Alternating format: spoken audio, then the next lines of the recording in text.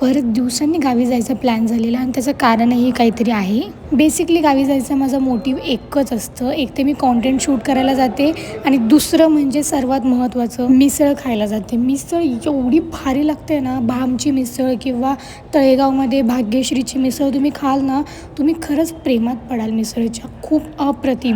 आणि मिसळ खाल्ल्याशिवाय माझी गाडी पुढे जातच नाही. सो गावी जाता जाता आम्ही शिरूर संगमनेरला पण गेलेलो, कारण की माझ्या एका आत्याच्या मुलीने तिथे एक नवीन फ्लॅट घेतलेला. सो आम्ही विचार केला की तिलाही भेटू.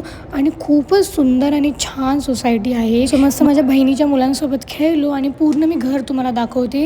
हे 2 BHK घर आहे, पण ह्याला बाल्कनी पण खूप म्हणजे टेरेस वगैरे खूप मोठं आहे. सो त्यानंतर फायनली आम्ही निघालो गावी जायला. संध्याकाळचे 4-4:30 वाजलेले आणि खूप छान मस्त गावी सनसेट वगैरे होतो. आणि इतकं बघण्यासारखं असतं ना, म्हणजे मुंबईला कधीच आपण असं एवढी फ्रेश एअर आणि एवढं छान सनसेट बघू शकत नाही. थंडी भरपूर मरणाची थंडी होती.